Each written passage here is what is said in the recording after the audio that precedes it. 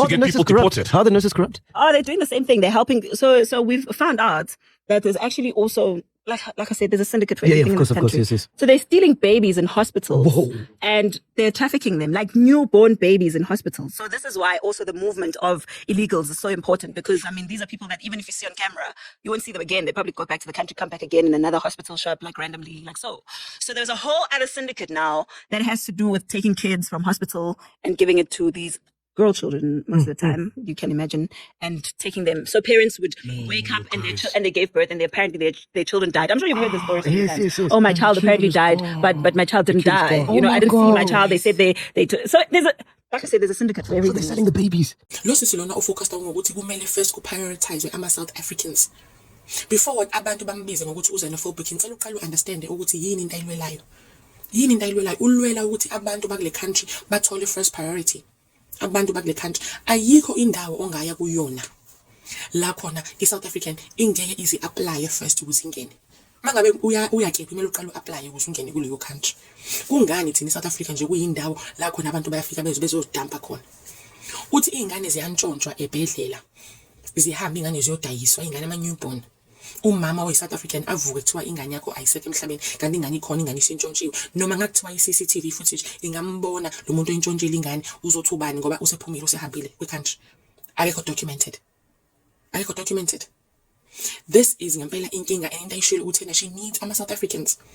Well done to Umekchi in giving this woman a platform to speak. Because before sigxeke into masi-understandeni ukuthi kuyini. And lenda ayimelayo umela ama-South Africans. Also, what South Africans, you must love South Africa. You must love South Africa. Love being a South African. Because that is when you're going to fight for your country.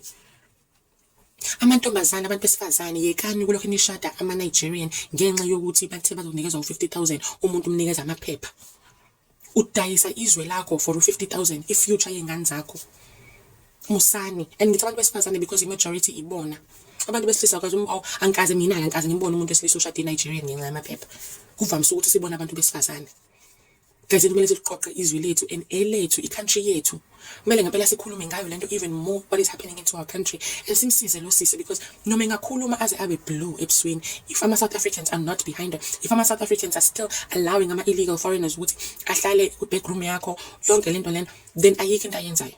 Then if 10 years down the line or whatever years down the line sekunzima ukuthola umsebenzi because kulula ukuthi ku-hirisha abantu aba-illegal because bona they get first priority because bona it is cheaper to hire them, ungakhali. If 10 years down the line kunzima ukufaka ingane yakho esikoleni because izikole sezigcwele abantu abangalona kuleli izwe le-South Africa, ungakhali. When sekunzima even ukuthola umsebenzi because ku-hirisha bona even kuma-positions asema-ofisini, ungakhali. Kumele simeni ndawonye kulento lena. Siyenza le awareness ibe there, sifake i-pressure, siye kulokho sihlala phansi soke sisineka sihleka sisinganaki. Kumele sinake guys, kumele sipay attention. Ogwesi futhi uyabona ukuthi labantu laba they even have amasonto abanawo that pop up, and amasonto abo la khona ba ama-false prophets khona, and kulama false prophets amasonto abo badlala ngama-South Africans, babaqola imali badlala ngabo. But 2,000 rand for a prophecy, 4,000 rand for a video call prophecy is one nje badlala ngabantu. Guys, we cannot allow this to happen. We cannot. Liyabola izwe liyabola. Bit by bit iyabola. We are losing our values ethu. We are losing ubuntu bethu. Yonke into abawa respect even abantu besifazane because they see abantu besifazane as cheap. Because of lamantombazane lawa athanda imali azibiza ngojolofina ahamba yofuquza lapha yana for bona banikezwe 5,000. Guys, kumele siclean ngempela country yethu. Angeke ukuthi sibe nabantu aba 2.5 million aba illegal. Angeke awuyizwa ndawo leyo nto. What kind of a cross is this? Yeah. Yes, the cross, the Jesus Christ cross is like this. This one is a star. No, we're not talking to you now. No, sorry. We are talking to him first. Let him answer first. Because it's a pastor again. I know it's a pastor, but it's a, because this one is a. No, explain. You can explain it. You can. You can explain it. You're kissing people. All right, move your things here. Move them. And what's happening inside here? Cream. Yes, go. Yeah.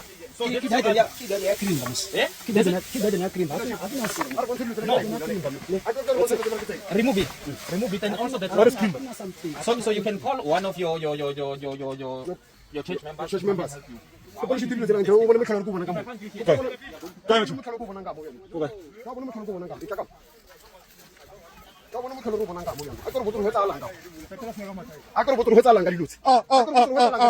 Commanders. This is ritual. This is ritual. Ritual. Commanders. Commanders, let them come and answer here. Come here. Pastor here, come here. So, South Africa, this is shrine. This is the shrine. This is the shrine.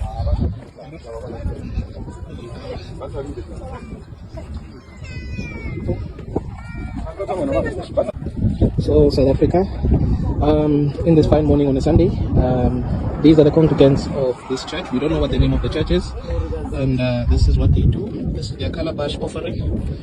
We are next to a freeway. These are the church. We are next to your freeway, so you'd be surprised why are we having lots and lots of accidents. Some of the part of what is happening in our country is the things. Our accidents are caused by these kind of spiritual things. So here we are with their pastor.